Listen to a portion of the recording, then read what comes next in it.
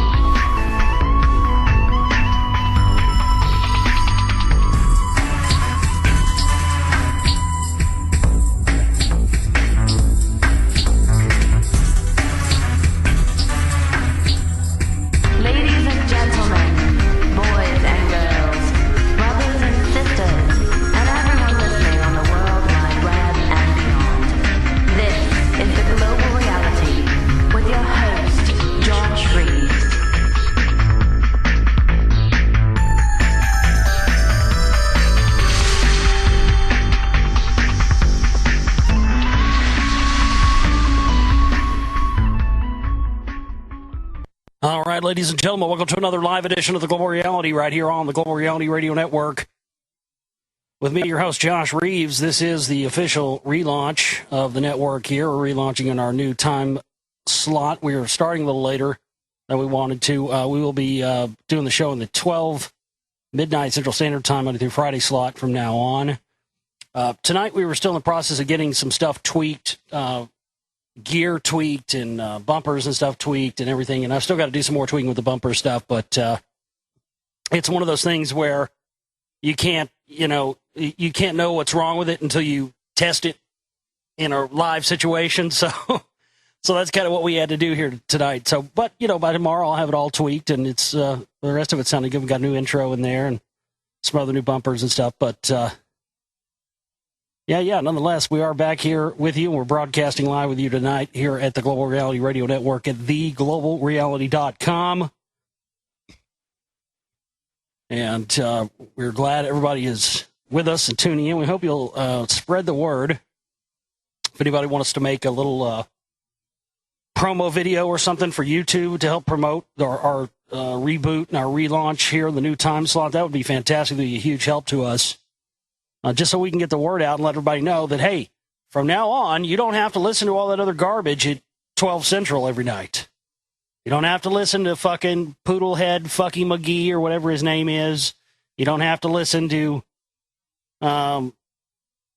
Snorri have on Richard Hoaxland for the 18th time and have Richard Hoaxland explain to you yet again why Obama is the Messiah working with good Freemasons behind the scene. Because, according to Hoaxland, he has quantum physics to back it up. It's an only bit of goodie, I tell you what. Oh, man.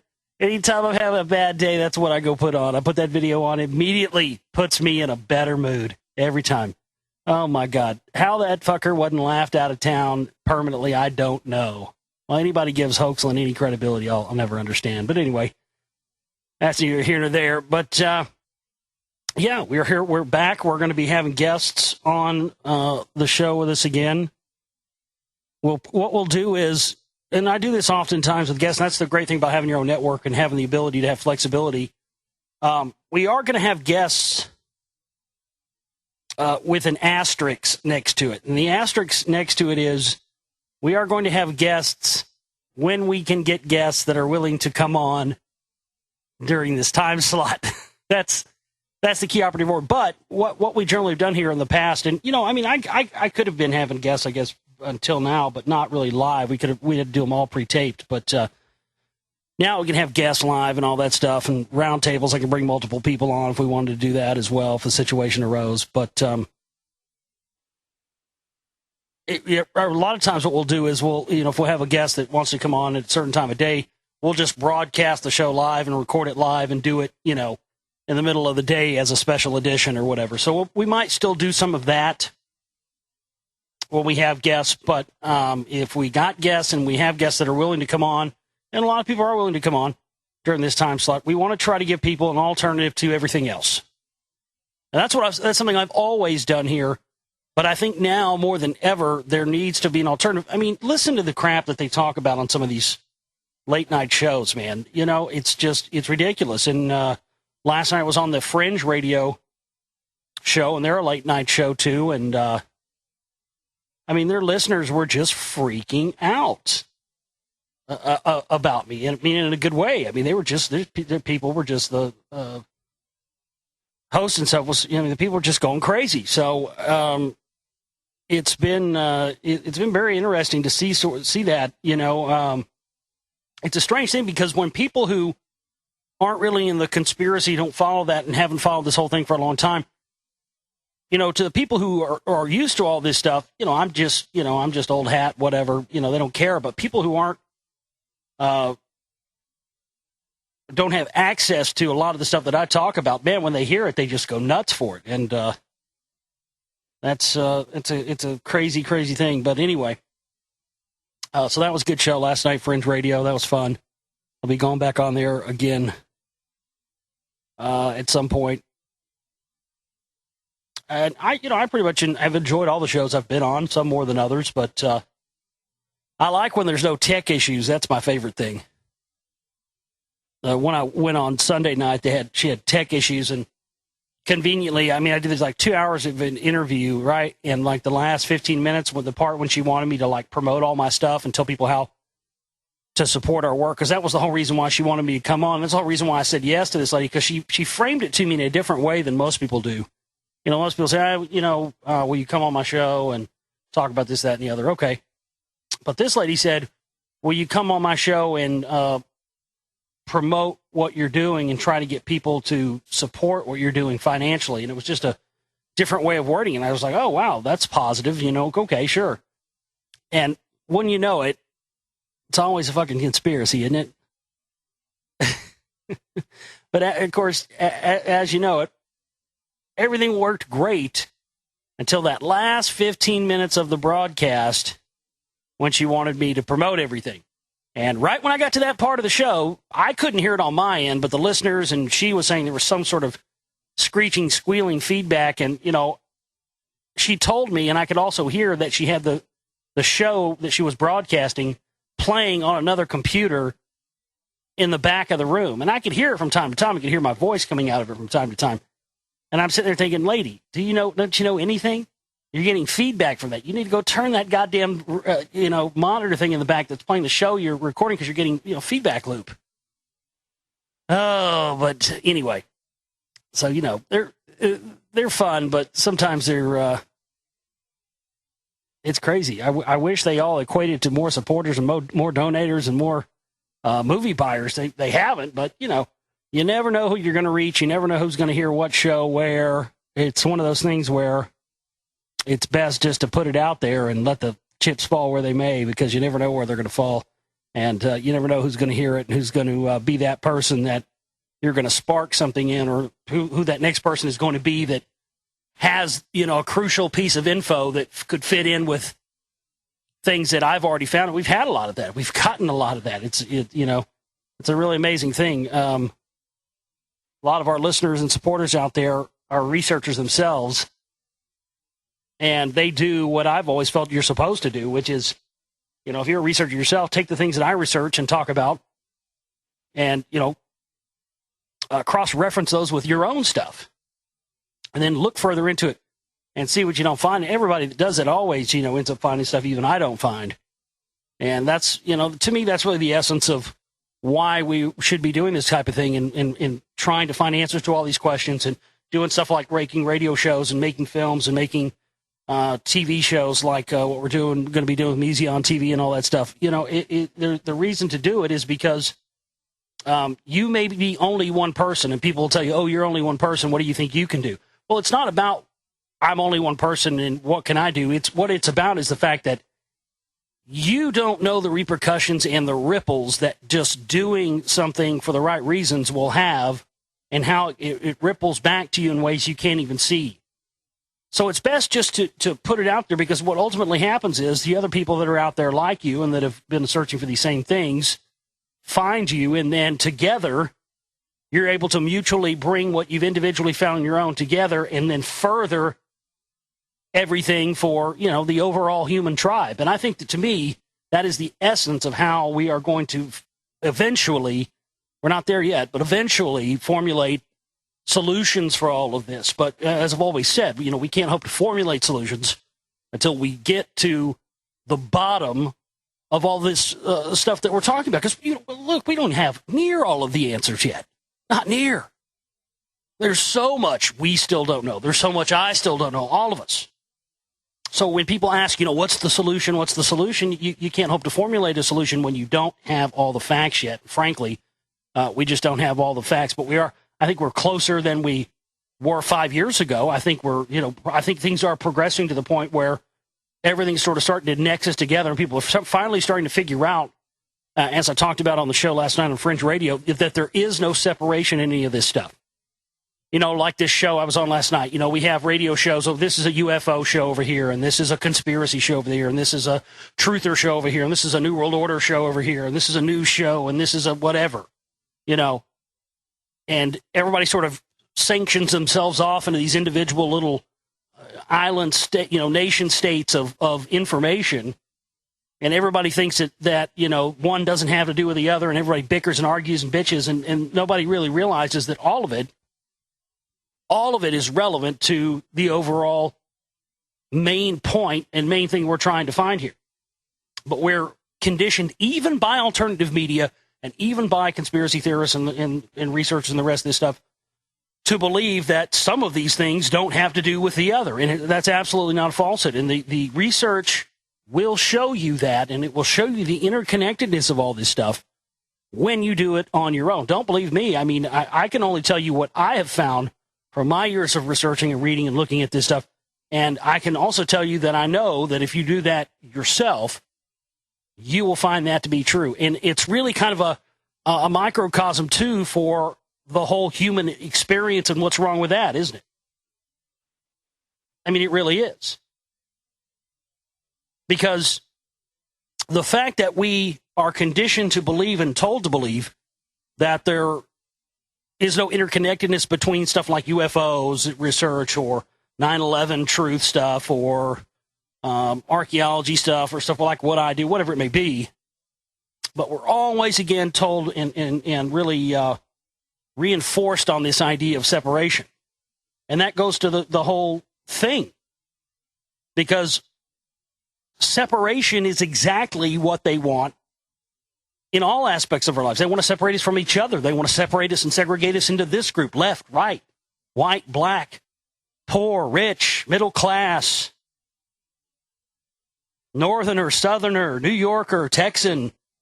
I mean, what? At every turn, they've got another label and another box to put you in, waiting, ready to go.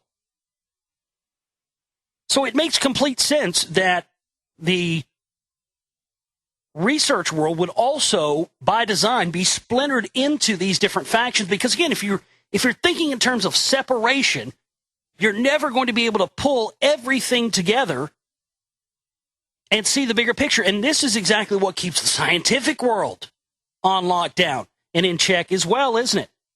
Because, when people find things like copper toe rings on Egyptian mummies where they've never found this type of copper before, the people who have access to this stuff don't really, for the most part, know a lot of the stuff like what we even talk about here and what I talk about in the Lost Secrets of Ancient America and this, this ancient copper mining going on in Michigan, even though, the evidence and the documentation of it is there in spades. But these people never think to take those copper toe rings and have them tested against copper that came from these mines in Michigan. Now, I bet you $1 to donuts if they did it, that copper would trace back to Michigan. It's been found all over everywhere else in the Middle East. Copper from the Great Lakes area has been found in Saudi Arabia. It's been found in what is now Iraq, Iran, Syria, Turkey, the Mediterranean. And because they don't think to cross-reference this stuff, it's the same thing the Smithsonian's gotten away with. These scientists and these people that go to these universities, when they're taught that everything is separated and with the idea of isolationism that is so reinforced by the scientific community that, even cultures on the opposite sides of the Mississippi River could not in a million years had any contact with each other. if they're going to reinforce that, they're not even going to get close to indicating that ancient Middle Eastern cultures would have anything to do with anything on the North American continent at all.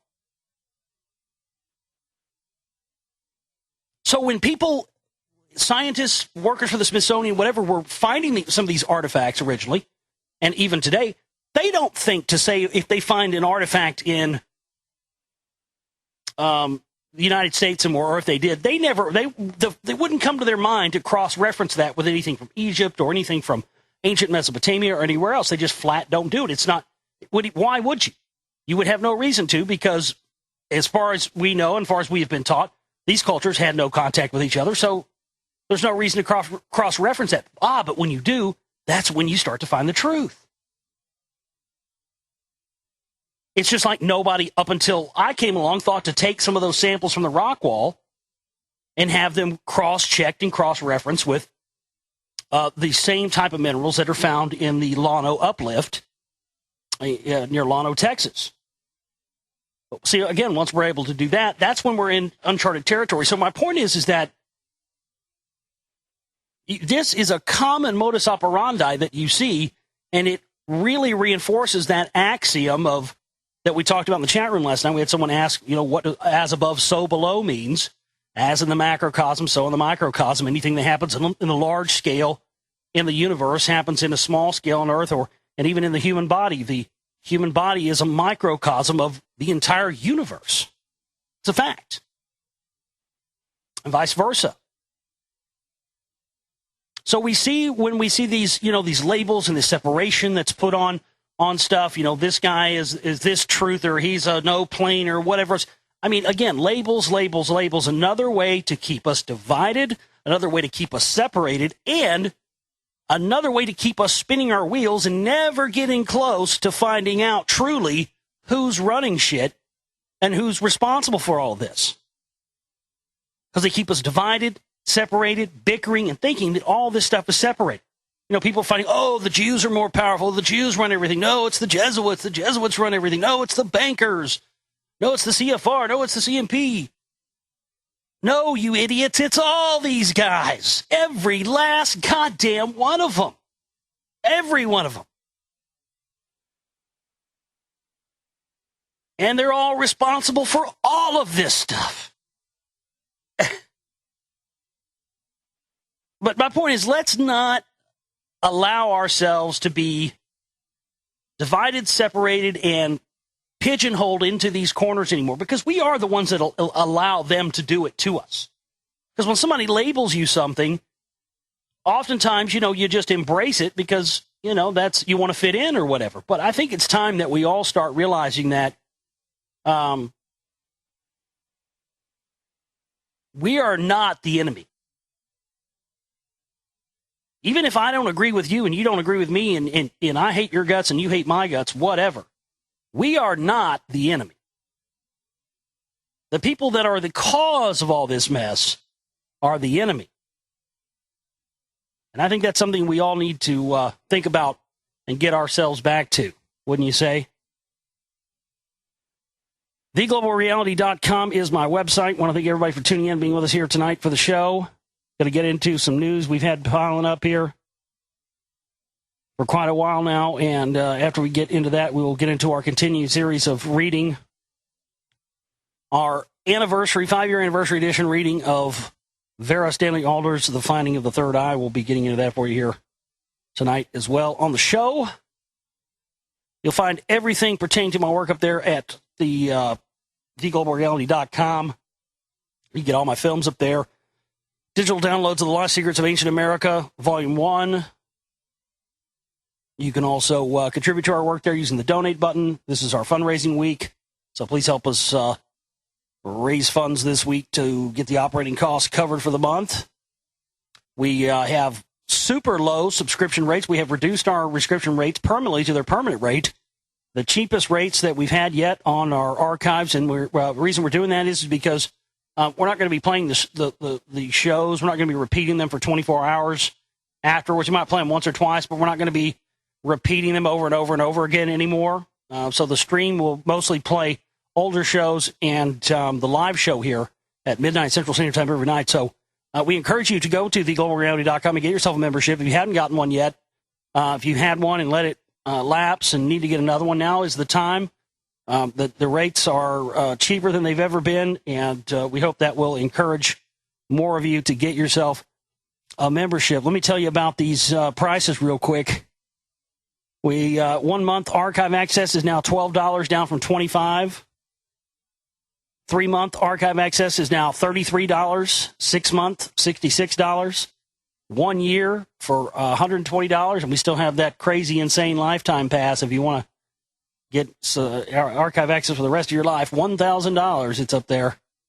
But $12 a month. That's what we're looking at now. And Museon TV, when it launches, it'll be about the same. It'll be like 10 or 12 a month, and then it's $60 for a year. But you can get in as a founding member right now for $50. You'll get a personal call from me. You'll give me founding member status, and you will also get a 1 year subscription to Museon TV, which is going to be our new enlightenment, knowledge, and the arts. That's our slogan. Knowledge, enlightenment, and the arts. Museon TV. We are right now. We're working on getting some content. We're in pre-production stages on the content. We're going to have a variety of shows. I'm going to do some different shows and different stuff on there. We're going to have new content up every week. We'll probably have at least, I would say we'll probably, once it gets rolling, we'll probably have at least 2 to 4 new videos a week, maybe more, just depends. We're also going to have user submissions. So those of you out there who want to have your videos posted on Museon TV, hey, if you're good enough, send me what you got, globalrealityshow@gmail.com.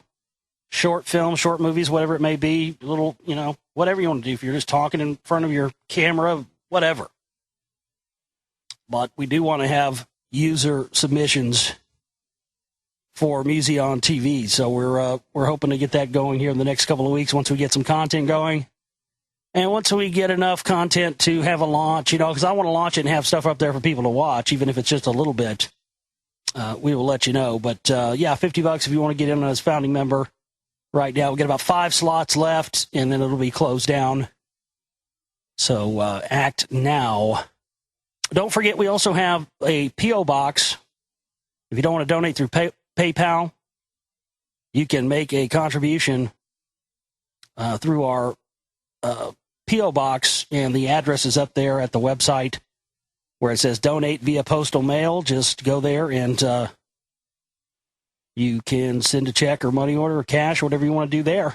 Also, check out EA Jet Charters at EA Jet Charters, flyeajet.com. EA Jet Charters helps us out with the cost of our stream every month, so we thank them. If you need any sort of transportation needs, private jets, ground transportation, security, whatever it may be, and you want first class service on a third class budget, that's who you need to call. EA Jet Charters, flyeajet.com. They will hook you up. Check them out. All right, let's get into the news. We got a lot piling up here. We'll burn through it tonight, then we'll get into some reading. Everybody strap in and get ready, because it's going to be fun. All right, we talked about that already.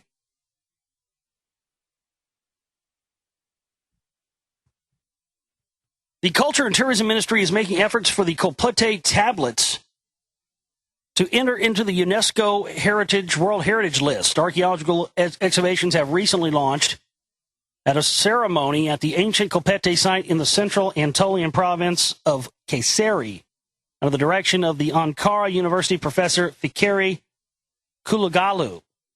Kulagalu said the Koltepe was a center where the history of Anatolia began. He said that Assyrian traders came to Koltepe 4,000 years ago and brought literacy to people there, and thanks to them, Anatolia had entered into the written history for the first time.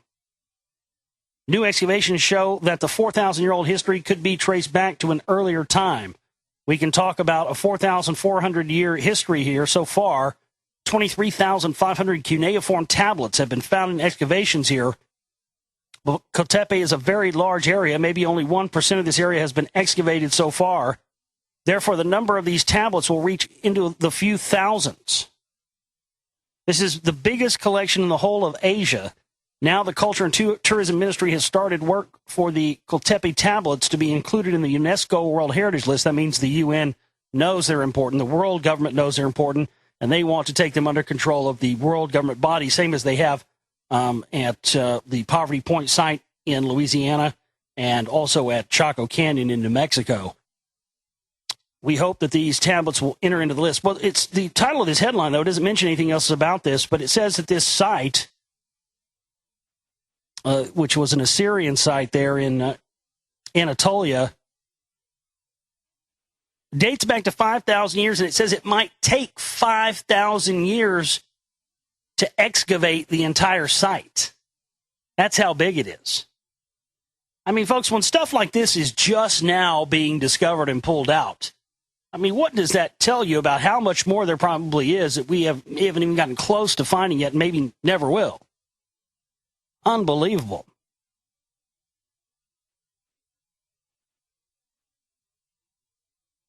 Humans had a sophisticated calendrical system thousands of years earlier than previously thought, according to new research.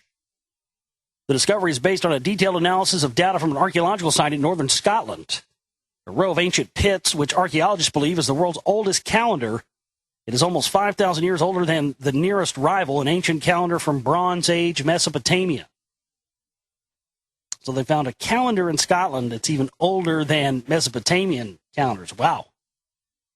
Created by Stone Age Britain some 10,000 years ago, archaeologists believe that the complex of pits was designed to represent the months of the year and the lunar phases of the month. They believe it also allowed the observation of the midwinter sunrise, in fact, the birth of the new year, so that the lunar calendar could be annually recalibrated to bring it back into line with the solar year. Remarkably, the monument was in use for some 4,000 years, from around 8,000 BC, the early Mesolithic period, to around 4,000 BC, the early Neolithic period. The pits were periodically recut, probably dozens of times, probably hundreds of times, over those 4 millennia. It is therefore impossible to know whether or not they originally held timber posts or standing stones after they were first dug 10,000 years ago. However, variations in the depths of the pit suggest that the ark had a complex design, with each lunar month potentially divided into 3 roughly 10-day weeks, representing the waxing moon, the gibbous full moon, and the waning moon. The 50-meter-long row of 12 main pits was arranged as an arc facing a V-shaped dip in the horizon, out of which the sun rose on midwinter's day. There are 12.37 lunar cycles in a solar year, and the archaeologists believe that each pit represented a particular month, with the entire arc representing a year. The 12 pits may also have played a second role by representing the lunar month, mirroring the phases of the moon, the waxing and the waning of which takes 29.5 days. The succession of pits arranged in a shallow arc, perhaps symbolizing the movement of the moon across the sky, starts small and shallow at one end, grows in diameter and depth towards the middle of the arc, and then wanes in size at the other end. In its role as an annual calendar, a pattern of alternating pit depths suggests that adjacent months may have been paired in some way, potentially reflecting some sort of dualistic cosmological belief system, known in the ethnographic and historical record in many parts of the world, but not previously detected archaeologically from the Stone Age. Well, hello, Johnny. Tell them what they've won here. My goodness gracious. You had to read a lot to get to that part of the article to really get any sort of revelation out of it. It should not exist. They didn't want to come right out and say it, but they pretty much did. As far as anything else we've ever found from the actual Stone Age, this sophisticated of a calendar should not have existed during the Stone. There shouldn't have been. So It was built by somebody who was around during that time, during the Stone Age, that had a level of intelligence and astronomical knowledge well beyond what the current people had. And if they had that sort of sophisticated level of knowledge, it's not a far stretch to think that there was probably the knowledge of doing some genetic tinkering going on. They were at least at the level we are now technologically, and surprise, surprise, we are at the level of genetic manipulation and have been for quite some time. That's a fact. A joint excavation led by Hebrew University of the Jerusalem and the Israel Antiquities Authority discovered two of the largest structures ever uncovered from the Kingdom of Judea. The Israel Antiquities Authority announced on Thursday. Researchers Professor Yossi Garfinkel and Sar Ganor identified one of the structures as a palace of King David, while the other as a large storage structure for the kingdom. The excavation, which lasted 7 years, gives evidence to state building and administrative organization during the time of King David. According to Garfinkel and Ganor, the ruins are the best example to date of the uncovered fortress city of King David, giving researchers a step in understanding the origins of the kingdom of Judah. And here's what you got to understand. I mean, again, all this stuff is being associated with the people who are all these ancient sites in these. It's amazing because it's exactly the same thing, and it just hit me like a bolt of lightning. I went, my God, it's not just the United States, or it's not just, the Middle East. They're doing this everywhere. Israel, Iraq, Iran, Palestine, Turkey, all over the world. They are associating ancient sites with the people who currently inhabit those lands, and that is a falsehood.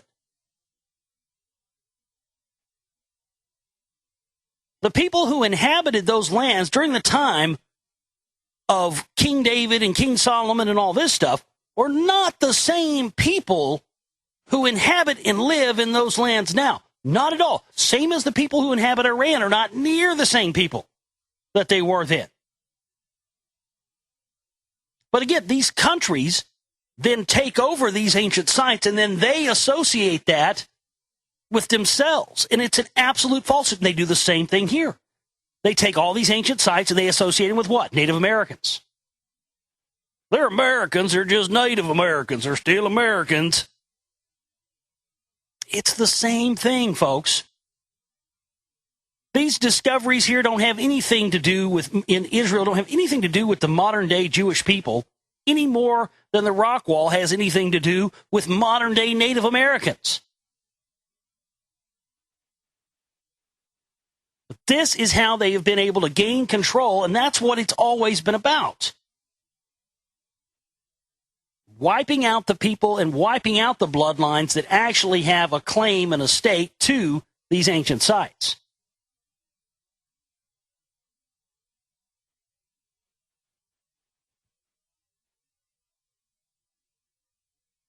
A team of researchers in Switzerland have developed a way of levitating and transporting small objects using nothing but sound. Using ultrasonic waves, that is, sound waves, whose frequency is too high for humans to hear, scientists at the Swiss Federal Institute of Technology in Zurich have made water droplets, instant coffee crystals, styrofoam flakes, and a toothpick, among other objects, hang in midair, move along a plane, and interact with each other. It is the first time that scientists have been able to use sound to simultaneously levitate several objects next to each other and then move them around. Well, congratulations, you fucknut scientists. You've now caught up in a small way, not in a big way yet, but you've now caught up with the ancient people who were here thousands of years ago. How do you think they moved all those heavy-ass bricks?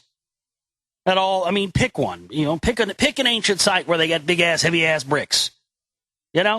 Sexy woman, one of those, whatever it may be.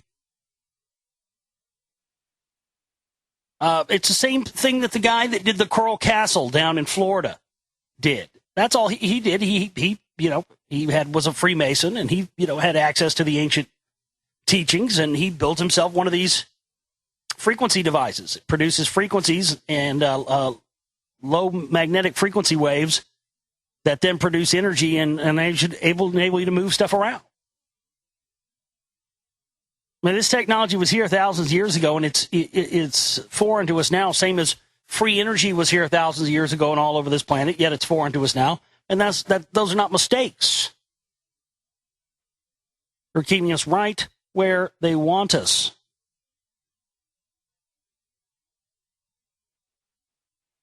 We value gold for many reasons: its beauty, its usefulness as jewelry, and its rarity.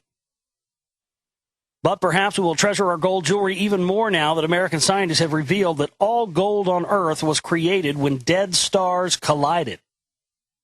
The Harvard-Smithsonian Center for Astrophysics said that the precious metal is created as a result of gamma-ray bursts, which throws out substantial amounts of heavy elements. Well, goddamn, don't tell them that. Jesus fucking Christ. Don't tell them that shit. They're already probably, sitting in a boardroom somewhere. Okay, how do we do this? How do we do it? How do we get two dead stars to collide close to us? We need this to happen. We need to go. We need to act now. Do you know how much gold that is? My God.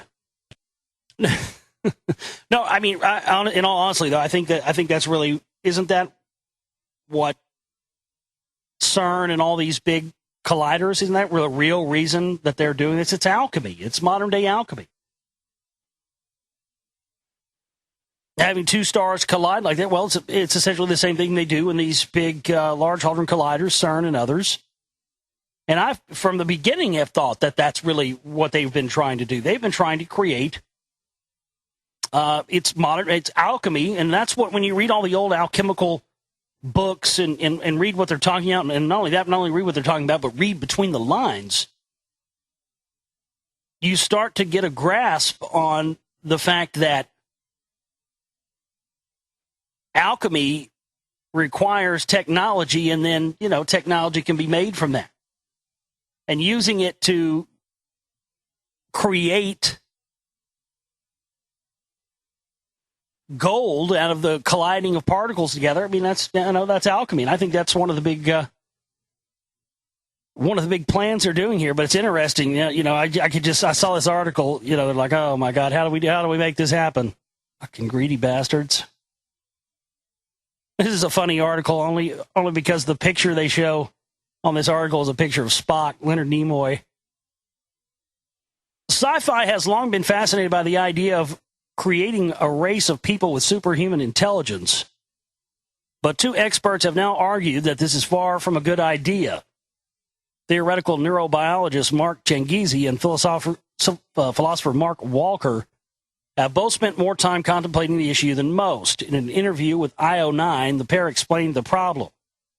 They believe that excessive amounts of intelligence could have negative consequences for the person, causing maladaptation, antisocial behavior, and even psychosis. Their findings come at a time when people are obsessed with intelligence, IQ, and the pursuit of endless knowledge. They also believe that the concept is difficult, as intelligence is hard to define, and factors such as morals and empathy could be overlooked. Mr. Walker explained to IO9, transhumanists, when they say that intelligence ought to be enhanced, almost never mean some kind of social intelligence. They rarely talk about other forms of intelligence, like enhanced empathy or understanding what it means to promote another person's well-being. He added, just because you have intelligence in the IQ sense doesn't mean necessarily you have a universal instrument to help you get everything else you want in your life. Mr. Changizi explained that the issue is how we define intelligence, and therefore what we mean when we say that we would like to create people with superhuman intelligences. He believes that people tend to think of intelligence as something that the human brain is not particularly good at, for example, being able to play chess or solve logic problems. He went on to explain that things people are naturally good at, such as things that come instinctively, we do not see as a part of our intelligence. Yeah, it's the definition of what intelligence is the problem. We're allowing other people to define that for us instead of defining it for ourselves, and again, trying to put everything in that neat little box. That's where that comes in. So basically they're arguing here, this is kind of a double-edged sword type thing. But look at what's happened with the restriction of knowledge from us. I mean, I believe this is what's happened to our leaders. They've restricted all this knowledge and kept it all themselves, and they've gone fucking nuts with it. But, to say that humans in general shouldn't seek higher knowledge because it might make us, crazy or whatever, I mean, come on. I mean, what's good for the goose ain't good for the gander. It's okay for these fuckers to do it, but oh no, we need to keep ourselves dumbed down for our own good. I'm sorry, I don't buy that. And not every person is the same. Yes, you are going to have those morally degraded people that will, exploit higher intelligence for personal gain. Of course you're going to have those. It's the same as you are going to have gun owners who are idiots that go out and be irresponsible for guns. That doesn't mean that you punish everybody because you got a few bad eggs. Again, that's what they always want to do. You see where this is going? It's always, we've had some cases of this, so let's just do away with it permanently for good. That way we never have to worry about it again. That throwing the baby out with the bathwater mentality, man, I mean, that's really what's gotten us in this mess in the first place.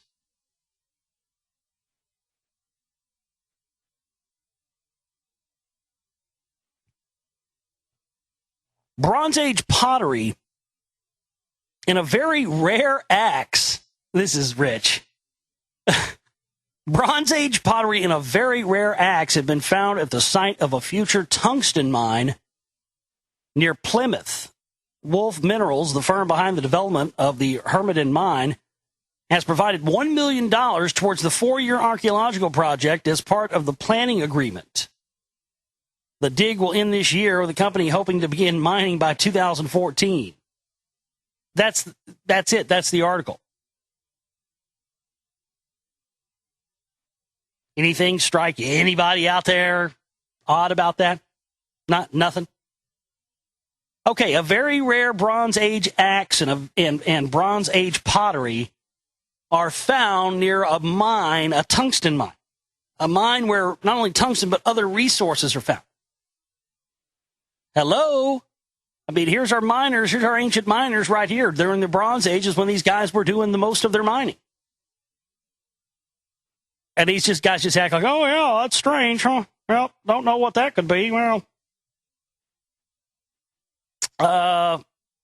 in the words of Ricky, I hate to say I told her so, but I told her so. A fucking I told her so. That's all, that's all I got to say about that. Suck Satan's cock. Gold Rush era discards. I hate to say I told her so, though. Gold Rush era discards could fuel cell phones and TVs, and it has a picture of a rock that looks just like rocks that I saw a billion of down at Llano. Oh, but again, it's all fun and games till it's in the mainstream media. I told you about this 2 years ago, and here we go. Here it is.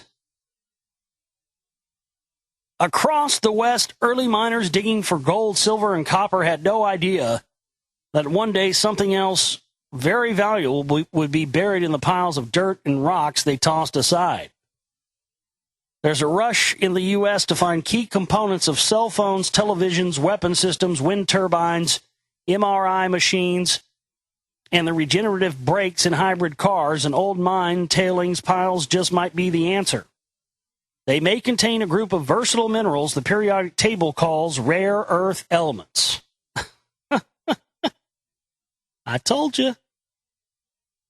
Uncle Sam could be sitting on a gold mine, said Larry Minor, director of the Mineral Resource Program for the U.S. Geological Survey in Reston, Virginia. The U.S. Geological Survey and Department of Energy are on a nationwide scramble for deposits of the elements that make magnets lighter, bring balance to use to fluorescent lighting, and color to the touchscreens of smartphones in order to break the Chinese stranglehold on these supplies. I told you this was coming, didn't I? They were surprised to find that the critical elements could be in plain sight in piles of rubble otherwise considered eyesores and toxic waste. One era's junk could turn out to be this era's treasure. One man's garbage is another man's ungood garbage. Those were almost never analyzed for anything other than what they were mining for. If they turn out to be valuable, that's a win-win on several fronts, getting us off our dependence on China having a resource we didn't know about. The 15 rare earth elements were discovered long after the gold rush began to wane, but demand for them took off only over the past 10 years as electronics became smaller and more sophisticated. They begin with the number 57, lanthanum, and end with the number 71, lutetium, a group of metallic chemical elements that are not rare as much as they are just difficult to mine because they occur in tiny amounts and are often stuck to each other. Unlike metals higher up on the table, such as silver and gold, there's no good agent for dissolving elements so closely linked in atomic structure without destroying the target. It makes mining for them tedious and expensive. They just summed up right there exactly what I've been trying to put into words to people about the rock wall thing. That's exactly the point of the rock wall. The minerals and the elements that make up the rock wall, such as some of these rare earth elements, you've got titanium, or titanite, brookite, niobium, tourmaline, all these minerals. That's the whole point of those. You could not separate them from their matrices that they grow on and naturally form on with any process we know about without destroying what it is you're trying to separate it from. So whoever created those cast stones of the rock wall were definitely working with a sophisticated technology beyond anything we know about. Unlike, I've already read that part. The reason they haven't been exported in the U.S. was because as long as China was prepared to export enough rare earths to fill the demand, everything was fine, like with the oil cartels. When China began to use them as a political tool, people began to see the vulnerability to the U.S. economy to having one source of rare earth elements. 2 years ago, China raised prices. In the case of neodymium, used to make Prius electric motors stronger and lighter, they went up from $15 a kilogram in 2009 to $500 a kilogram in 2011. While dysprosium oxide used in lasers and halide lamps went from $114 a kilogram in 2010 to $2,830 a kilogram in 2011. It is also about the time China cut off supplies to Japan, maker of the Prius, in a dispute over international fishing territory. That's when the U.S. government went into emergency mode and sent geologists to hunt for new domestic sources. What we have is a clash of supply and demand. It's a global problem. A growing middle class around the world means more and more people want things like cell phones. Our job is to solve this problem any way we can. At the University of Nevada, Reno, and the Colorado School of Mines, U.S. Geological Survey scientists used lasers to examine extensive samples of rocks and ore collected across the West during the gold rush days by geologists from Stanford University and Caltech. One sample collected in 1870 from an area near Sparks, Nevada, where miners had searched for a viable copper vein, has shown promise and given researchers clues in the search for more. They have found that some rare earth metals exist with minerals they had not previously known occurred together. The copper mine never went into production, but now after all this time we've analyzed it and came back with indium, which is used in photovoltaic panels. Yeah, as I was talking about last night on the Fringe Radio Show, we were talking about Area 51. Again, not a coincidence, folks. Not a coincidence that Area 51 is out there in the middle of that desert. Now that we have all this advanced technology, and we're starting to get advanced technology, all of a sudden, we can't believe there's all these high levels of these rare earth metals in the state of Nevada. You know, everything we need to make technology with. It just happens to be there. Yeah, and they just built Area 51 out there for just shits and giggles. No, there was already ancient technology being stored and created out there. That's why the giants and why all those people were out there. The materials were there. But again, can't say I didn't tell you that was coming. That's for damn sure.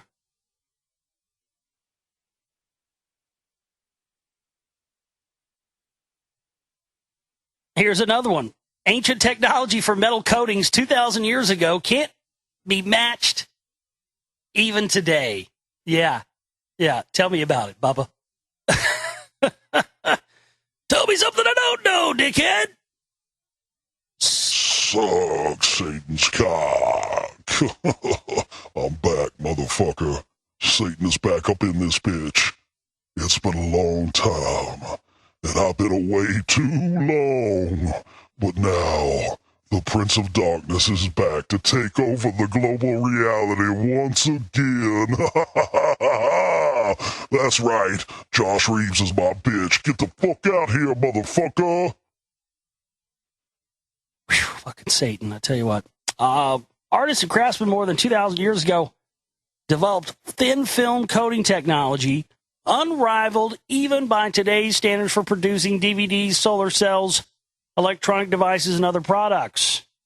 Understanding these sophisticated metal plating techniques from ancient times, described in the ACS Journal of Accounts of Chemical Research, could help preserve priceless artistic and other treasures from the past. Right. Now, that's all they want. Well, one of the reasons they probably haven't replicated is because one of the things they use most in this is mercury, and it's fucking deadly. That's one of the reasons they can't replicate it. Jeez. Neuroscientists discover how to implant false memories in the brain. That'll make you feel warm and fuzzy all over, won't it? I'm pretty sure they've known how to do this for quite some time.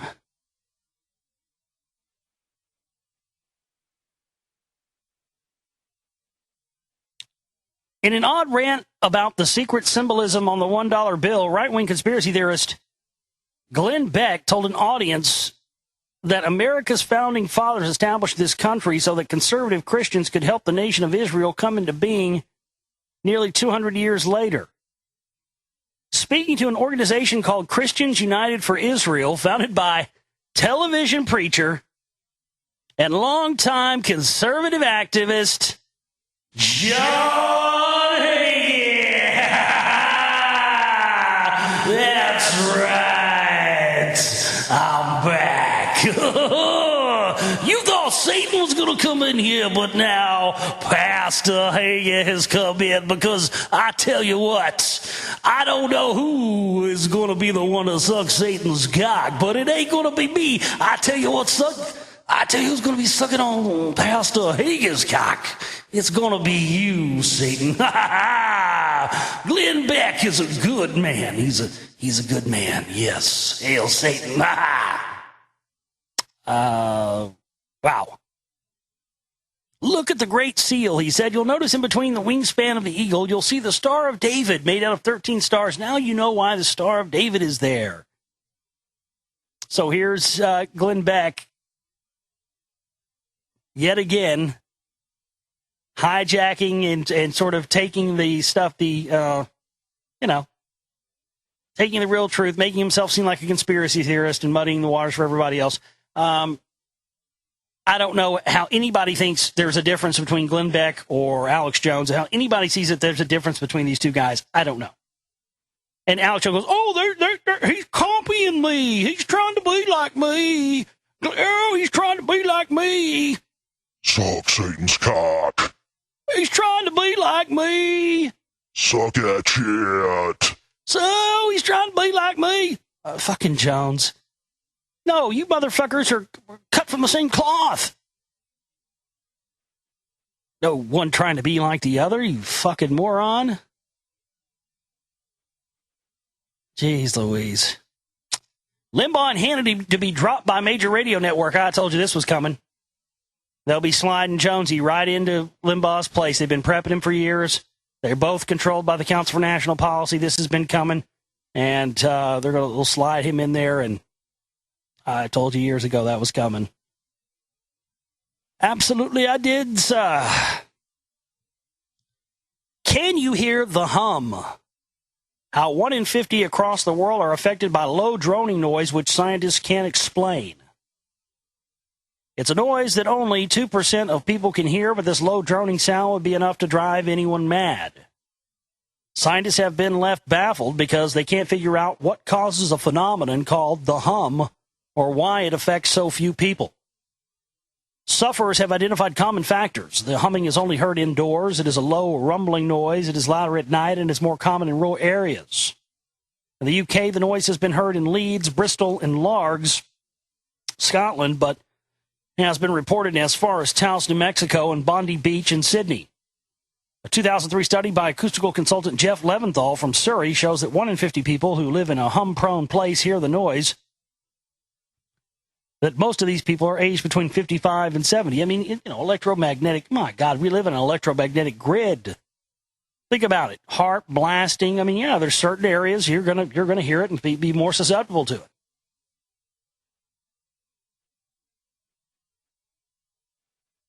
The gigantic hole in the sun that's firing solar material into space and was spotted by a spacecraft. Might not have been so far off the mark in my Secrets of the Sun reality of illusion film that I made a while back. A gigantic hole in the sun's atmosphere hovering over the solar North Pole has been photographed by a space telescope. The dark spot, which covers almost a quarter of the sun, is a large coronal hole, a dark, low-density region of the sun's outermost atmosphere, the corona. It was spotted by the European Space Agency NASA's Solar Heliospheric Observatory spacecraft between July 13th and July 18th, during which time it's spewing out material, including solar wind, into space. While the hole looks devoid of solar activity, it was in fact releasing violent blasts of solar wind and spewing out solar particles at around 500 miles per second. The holes have lower temperatures and therefore appear much darker than their surroundings. Karen Fox of NASA's Goddard Space Flight Center said that while coronal holes are typical features on the sun, they appear at different places and with more frequency at different times of the sun's activity cycle, which typically lasts around 11 years. The sun's activity cycle is currently ramping up towards what is known as a solar maximum, predicted for late 2013, during which the number of coronal holes decreases.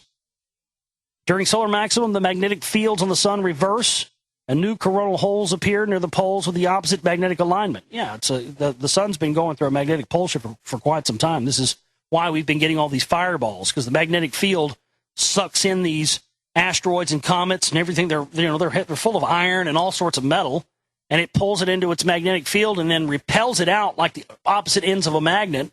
And that's why we've been getting all these, fireballs and meteorites and all this over the past several years, because of the sun going through this magnetic pole shift. Very, very interesting stuff there, that's for sure. Well, that's going to do it for the news tonight.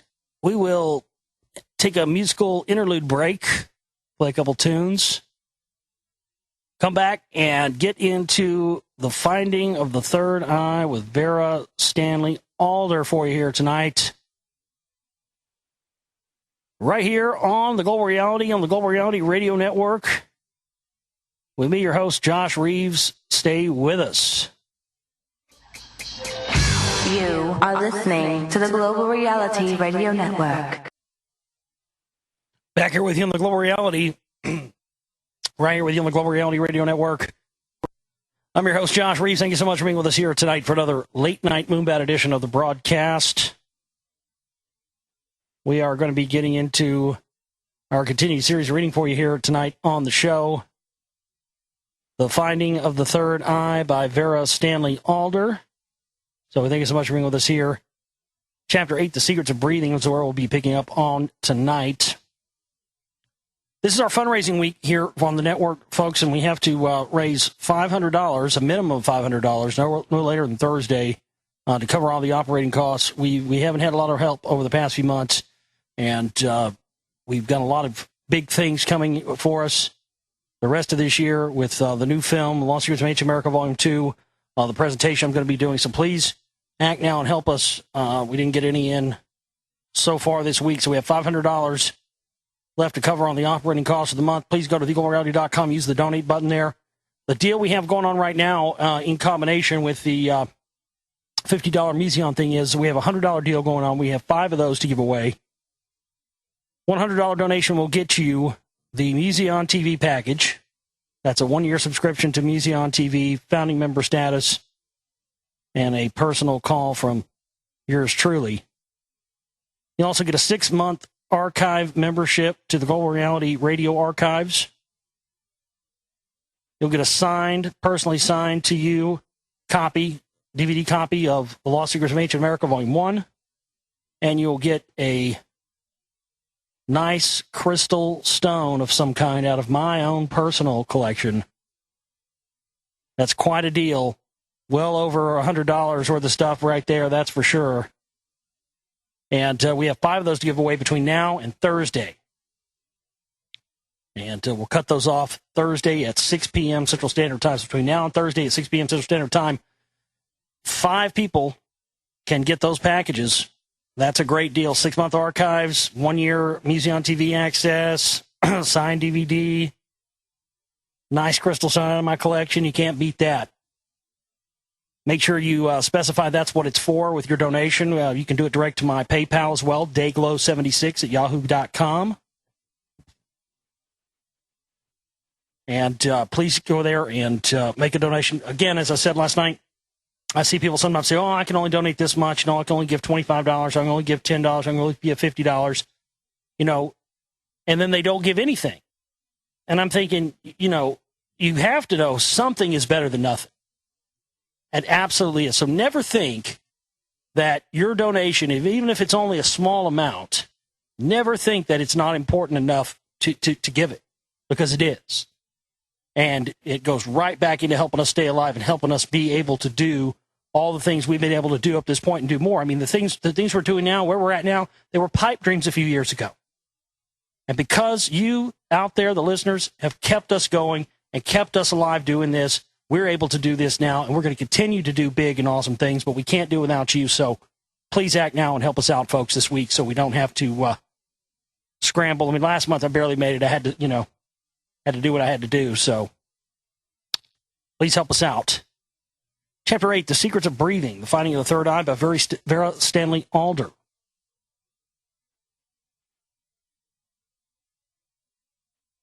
Continuing our study of the phenomenon of life, we can consider the universal activity of breathing. This very strange process is indeed much more widespread than we would at first suppose. We are told that the creation of the world was begun when the Creator breathed upon the waters. And again, the symbolical explanation of the creation of man tells how he was formed out of dust, into which was breathed the breath of life. The tremendous importance of breath could hardly have been more definitely emphasized, but we have paid little attention to the invaluable hints bequeathed to us by those ancient savants in their veiled language. We know that plants breathe, and lately have discovered that metal breathes also. Scientists are busy studying the long, drawn-out rhythms of the sun. If we apply to the mystics on this point, they tell us that the sun breathes regularly, each breath taking 11 years, and causing at its fullness the appearance of sunspots on its surface. The sun is called the heart of the solar system. We may suspect that it really is the heart of a very vast living being, in whose breath we have our own breathing and living. We are familiar with the main chemical aspects of the act of breathing as applied to ourselves. Primarily, we must contain a definite amount of air to counteract the law of gravitation which pulls us to the earth. At sea level, the pressure is about 16 pounds to the square inch, and this must be equalized by the intake of air. This is why the lungs never empty all the air they contain. Their total capacity is said to be 250 cubic inches, but they only empty 150, so that there always remains 100 cubic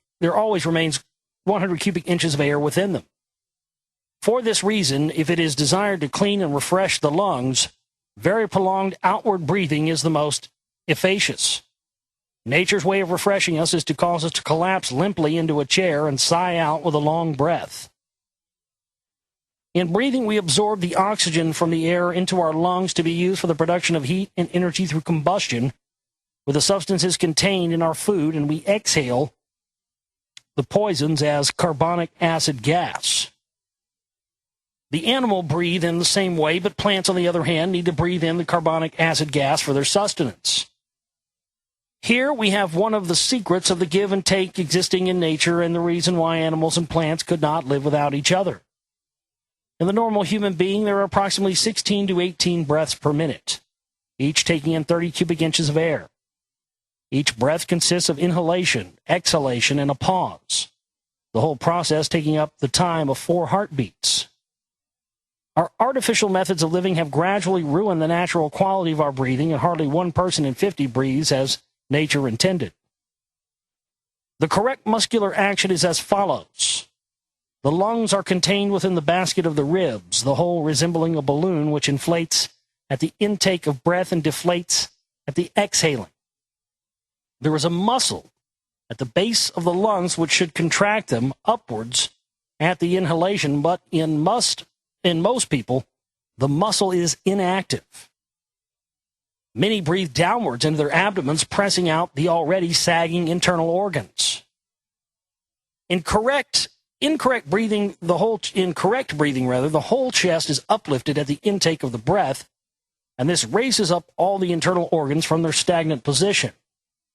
At the exhalation of the diaphragm muscle, aforementioned contracts again upwards, dragging up still farther the organs below.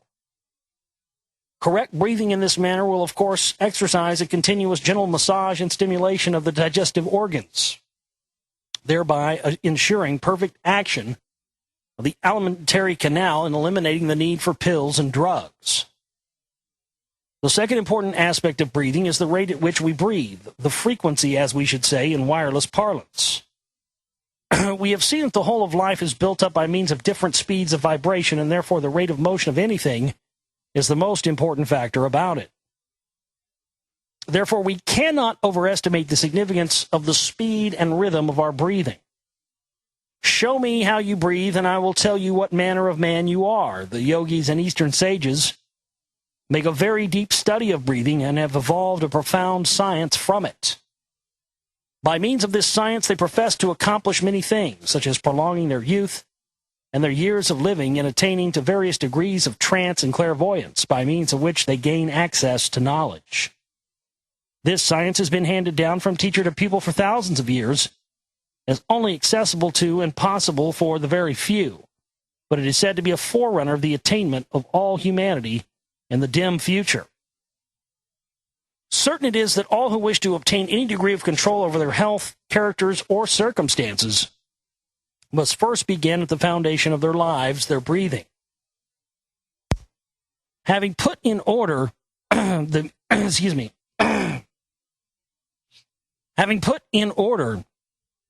mechanical muscular action of breathing, the next thing to consider is the rhythm. We have now to realize, as not only physical things but also thoughts, feelings, and various forces exist all around us by reason of their particular number or rate of vibration. So we are all the time tuning into this or that according to our own rate of vibration, which is adjusted by our breathing.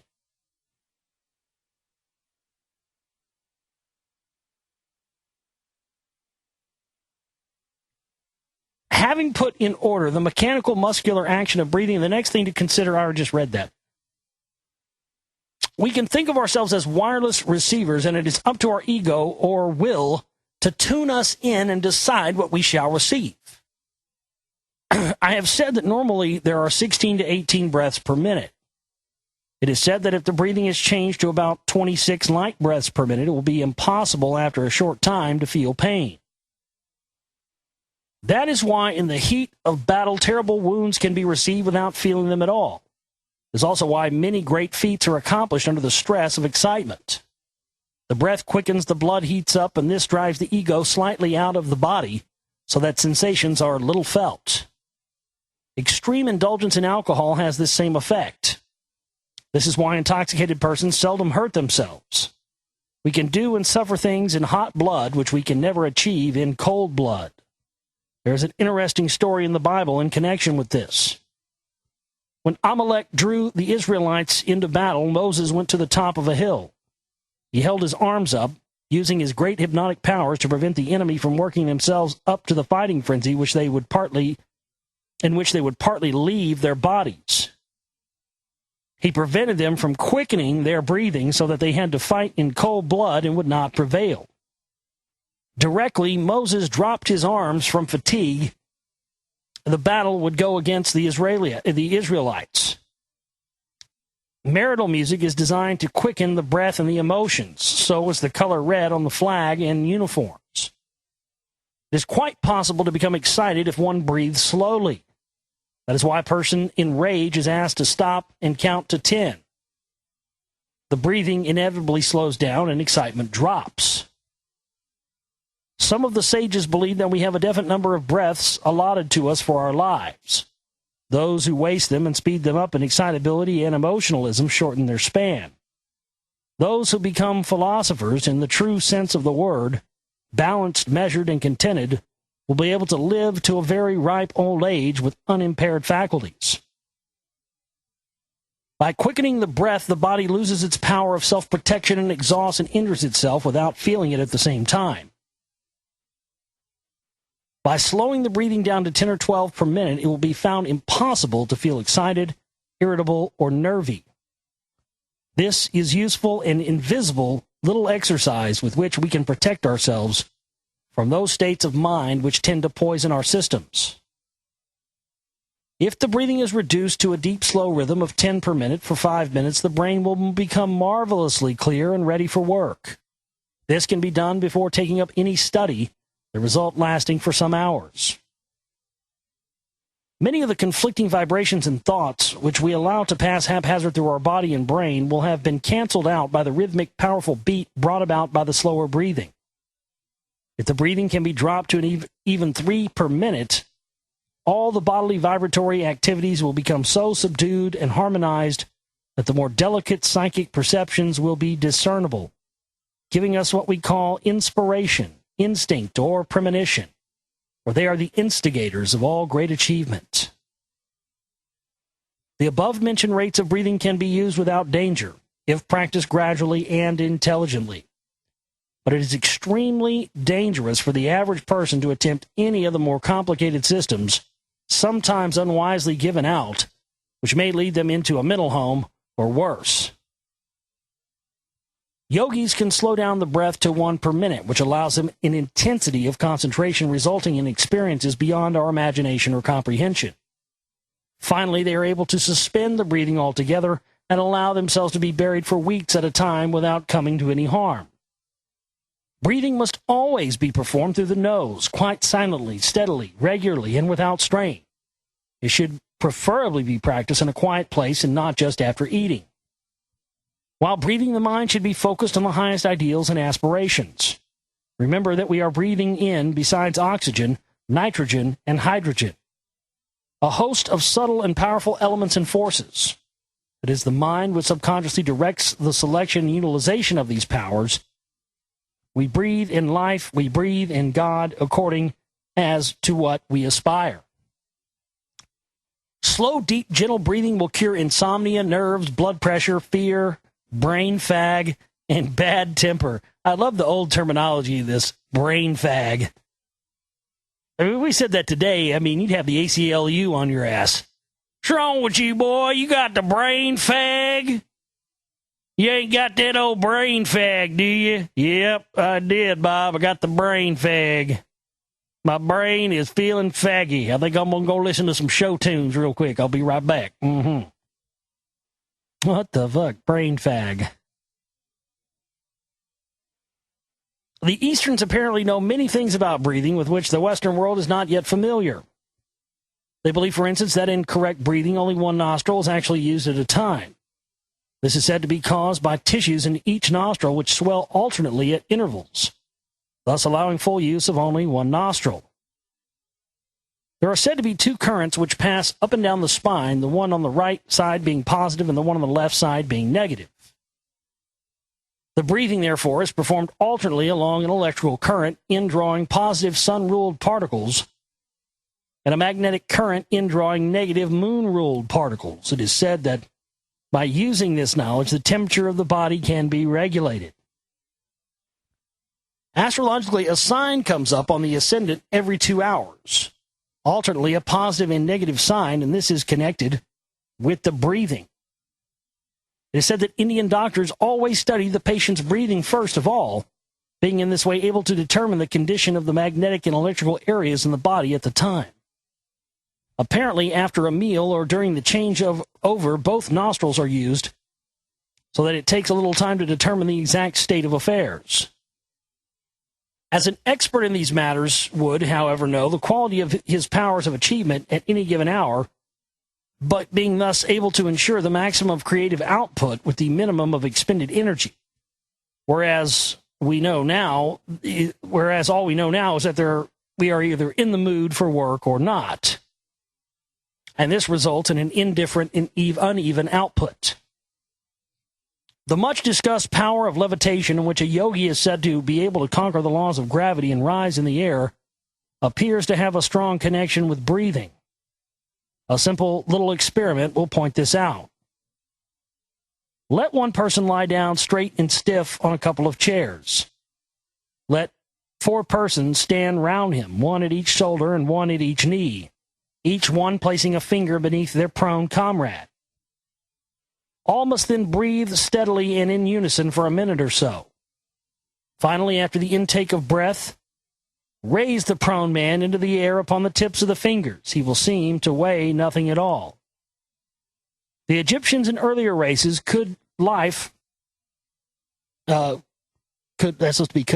mighty stones. The Egyptians in earlier races could lift mighty stones by some agency which still puzzles scientists. Were they perhaps able to overcome the laws of gravity by concentrated scientific breathing on a large scale? If 4 people can lift, say, 12 stone without feeling it by breathing in unison, what could 1,000 do? It has been found in some factories that the output of work is much improved by allowing the workers to sing. After all that has been said about breathing, it will be realized at once what an enormous power for good singing could be if properly used and understood. There is no end to the benefit to be obtained by combining breathing, rhythm, and sound as in singing. A person who is timid, cowardly, or shy narrows his chest and breathes feebly. Diseases such as asthma are probably the direct result of nervous breathing.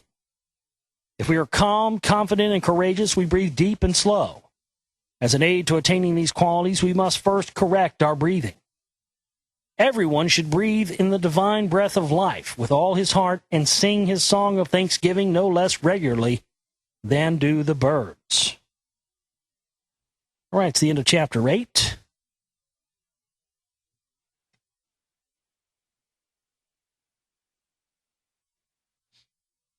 Chapter 9, The Secrets of Color.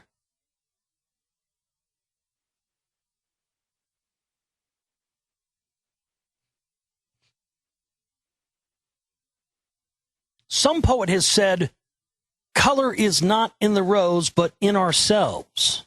What is color? In chapter 2, we stated that out of the vast scale of nature's vibrations, a tiny octave is registered by the optic nerves. Our physical eyes respond to these particular vibrations with a reaction which we know as color. If we had no eyes, those vibrations would still exist. But as what? Medical science has proved that different colors have definite and varied effects upon our nervous system, and that they act upon us quite independently of our eyes or means. Their influence is particularly marked in the case of lunatics. It has been suggested that colors are really rays radiating down to this earth at their specific rates of vibration. A red rose reflects back all the color rays except red, which it absorbs. Our optic nerves react to this vibration, and we say the rose is red. The perfect blending of the 7 color rays in the bright daylight gives us a white light. If the rays are split up by being passed through a glass prism, they are at once visible as colors. In the same way a rainbow is produced by the minute prismatic effects of rain in the sky, if you walk around a fountain in the sun, at a certain point, you will see a rainbow. The color rays are pouring down on the earth night and day. Every object and every atom responds to them, thereby announcing its own quality to those who are able to decipher the language of colors. Where do these rays come from, and what are they? We have noted that the 7 major planets of our solar system are radiating their various forces outwards, so that they reach this Earth at considerable strength. As there are also 7 primary color rays radiating to the Earth, we may suspect a definite connection here and suggest that colors are really an expression of the planetary rays, observable by us as they are absorbed and held by different objects. The planets are composed of minerals and chemicals. In each planet, one particular metal is said by astrologists to predominate. In Mars, it is iron, and in Mercury, it is that metal, Mercury, just as radium radiates off minute particles of itself for hundreds of years, so do these enormous planets radiate subtle emanations from their own chemical constituents in infinitely fine form. A human being also radiates subtle emanations of everything of which he is composed. A clairvoyant is able to see the colors of these rays at a certain angle and speaks of them as a person's aura. Let us name the colors in the order in which they appear in the spectrum. We take red first because it has the lowest vibration, being therefore the coarsest and most physically vitalizing. Its place on the scale is just above the heat vibrations, and it is heat-giving in itself. As the vibrations increase in speed up the scale, we come to orange, then to yellow, then green, blue, indigo, violet. The violet leading us on up to the extraordinary, penetrating, and rapid vibrations of the ultraviolet ray. Let us see if we can connect up any of the information which astronomers, astrologers, and scientists give us about color in the planets. Astrologers tell us that the planetary color of Mars is red, and that Mars rules or has the dynamic power over iron. Now, it is iron which is responsible for our red, warm blood. Without it, we should have some sort of cold, pale liquid in our veins. Mars is the home of the god of war, giving a marital spirit to all those born under his sign, giving quick strength and force, vitality, power, and leadership. If we suppose that the properties of this planet are to be found in its rays which filter downwards and reach this Earth as the color red, then we are not surprised when we find the effect upon patients of red-colored electric lamps is to stimulate, warm, excite, and cheer, to increase the activity of the arterial blood, to counteract physical inefficiency, paralysis, and rheumatism. That red glass windows have much the same effect, and also red walls and decorations to a lesser degree. By the same token, red should be avoided by those who contain too much iron, or who are in any condition of heat or inflammation. Red-haired people, excitable lunatics, and bulls should be surrounded by the cooler colors if peace is to prevail. Proceeding with our investigations, we find that red is the chief spectroscopic color in any herbs and medicines, having a hearing and stimulating effect such as cayenne, cloves, or musk. Finally, we can turn to the discoveries of the famous Dr. Babbitt in chromotherapy, or healing with colors. He proved that plain water hung up in the sunlight in a sealed chromo lens of red glass becomes impregnated with certain chemicals in a powerfully healing form, the chief of which is iron. Such water, when swallowed, apparently has the same effect as an iron tonic. Let us therefore, when using or thinking of the color red, bear in mind the following attributes which scientists and sages have connected to it. It is the color of Mars, whose stone is the ruby and whose metal is iron. It is the lowest of the 7 of the color scale, and it belongs to the lowest of the 7 notes of the musical scale, which is C. When C is played, certain sensitive people see the color red. Most marital music is in the key of C. Red, when predominating in herbs, colored lights, or glass and surroundings, gives warmth, increased circulation, vitality, and energy to the body, and cheerfulness, stimulation, and excitement to the spirit. The red flag has been used throughout history for incendiarism. Finally, if dark red is seen in the aura, it indicates a passion and a fighting spirit. The second color in the spectrum is orange. The beautiful color is associated with the sun and also has a warming and invigorating effect. But whereas red is stimulating to the body and the blood, orange is stimulating to the emotions. It cures those states of paralysis which are often due to emotional reaction. It should be avoided by extremely emotional types who should acquire balance through its complementary color, blue. Its note is D on the musical scale. Melodies in that key have a strong and emotional appeal. The metal belonging to the sun is gold, from which the alchemists believed they could obtain the elixir of life which rendered man immortal. Used as a medicine, gold has a very purifying effect. The third color in the spectrum is yellow. We are told that this color belongs to the planet Mercury. Mercury confers a quick intellect by stimulating the nervous system. To be quick-witted, the nerve should be in an active condition throughout the body, so nothing can remain stagnant under the beneficial influence of this planet.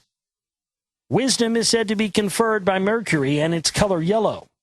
Therefore, Buddha always clothed his priests in yellow, which color has stood for wisdom and intellect throughout the ages. Yellow electric lamps or glass windows stimulate the nerves of the brain and the body and cure a stagnant condition of the internal organs. They should not be used for highly nervous subjects. We find that yellow predominates spectroscopically in all herbs which are purgatives or nerve stimulants, such as senna, sulfur, fig juice, tartar, phosphorus, and castor oil. An extreme amount of yellow has a disastrously overstimulating effect on the nerves, causing death, as with prussic acid and strychnine, which are very yellow. Dr. Babbitt proved that plain water hung in the sunlight in a sealed lens of yellow glass becomes impregnated with very nerve-animating properties such as phosphorus and sodium, and that it will have a purgative effect action if drunk, where possibly other drugs have failed. This lens must not be entirely filled, as it will absorb such highly expansive chemicals from the yellow rays that it would burst if full. It is interesting to learn how the water so treated goes bad in a few days. Yellow is the third of the color scale. It corresponds to the musical note of E. Its jewel is the yellow topaz, and it represents luminosity. When seen in the human aura, yellow, if dark and crude, tells of deceit, treachery, and cowardice. We have all heard of the yellow streak before. But if pale, pure, and luminous, it shows high wisdom and intellectuality. Our fourth color is green, standing in the center of the scale of 7. It is the meeting ground between the thermal and heating and expanding colors of red, orange, and yellow, and the electrical, contracting, cooling colors of blue, indigo, and violet. Green gives stability, endurance, and quietude. We are allowed much of it to look at in nature and to partake of it as nourishment. Its action is to cool the blood and animate the nerves. It belongs to the planet Saturn, whose metal is lead. Saturn rules the spleen, which makes the white corpuscles of blood. These harmonize the building and destroying going on in the human organism. So people with the luminous green of Saturn in their auras are the harmonizers and pacifiers of the world. They stand for social stability. The green, if the green is dark and crude, that tells that its owner, so concerned with the affairs of others, has become green with envy. Green belongs to the fourth musical scale, F, whose melodies, usually in minor key, sing of the melancholy always associated with Saturn. Its stone is the emerald, which bestows peace of mind. Therefore, whether those lights, colored glass, or herbs, greed gives an all-round steadying and quieting influence. The green flag and lamp represent safety and speak of the guardianship of those in authority. We are told that on the planet Saturn live our guardian spirits. Now we leave the heating colors and pass upwards to the cooling, contracting ones, blue, indigo, and violet. These rays have a soothing, narcotic, and antiseptic action. They act as sedatives to the vascular and nervous system subdue mania and angry passions, inflammation, sunstroke, insomnia, eye strain, and all irritated conditions of mind and body. Sedatives, antiseptics, and narcotics contain much of these colors. Narcotic flowers are blue and purple. Blackberries are valued for their astringent qualities. Blue belongs to the planet Venus, the giver of love, devotion, and harmony. Its stone is the amethyst, the super sacred of the 7 sacred jewels. Pale blue in the aura represents devotion, while dark blue shows fanaticism. One can either be true blue or have a fit of the blues according to one's outlook. Dr. Babbitt says that blue lenses filled with water and exposed to sunlight become impregnated with chlorine, cobalt, manganese, and other properties, having a soothing and antiseptic action. This water will never putrefy. It acts as a sedative and an antiseptic, and it's cooling, especially to the blood. The musical note of the blue is G, a favorite key for the composer of romantic music. Indigo is the 6th of the color scale. It is like green, a meeting ground for all the colors. Its action through herbs and chemicals is intermediately between blue and violet, soothing both nerves and blood. Its planet is said to be Uranus, and its stone is jet. In the aura, it shows dignity and high aspirations. Violet is the 7th and last of the color octave. It represents the 7th and highest quality which man attains. Noble spiritual aspiration. Therefore, it has always been connected with priestly ceremonies. Its musical note is B, in which much sacred music is written. Its planet is Jupiter, ruling the metal tin and the jewel sapphire. Its medical action, it approaches the realm of the violet ray. It cools the nerves with its magnetic antiseptic. Violet lens water keeps indefinitely and greatly benefits the hair, eyes, and the digestion. Violet in the aura speaks of honor, spirituality, and self-esteem. Above the violet, we begin a new octave, higher and more ethereal. Colors seem mostly unseen to the average human eye. You know, all that talk about the different waters from the colored lenses, changing, putting these lenses in water and changing the water to that color and drinking the water having an effect on you, that's a very interesting thing. And it makes you wonder why we don't know about that in our day and age, and what kind of effects this might have if we learn to do this for ourselves. But it reminded me of something. One day I was at the store, and I saw this water. It was water, and it's called Black, B-L-K, water. And I kid you not, you pick this up and you hold it up, and it's water, and this water is absolutely as black as death, black as night. You can't even, you put an LED light up to it, you can't see it through there. And it's supposed to be some kind of healthy water. And I was just thinking, my God, I don't give a fucking rat's ass how healthy it is. I could not bring myself to drink black water. I mean, could you? I mean, I guess some people just don't care, but to me, it seemed like it just didn't seem right. It didn't look right. Water is not supposed to be black as death. Like, no light passing through it. You know what I mean? Something about that just does not seem right to me. I don't know if you guys seen this or not, but definitely check it out if you haven't. I don't know what the deal with that shit is.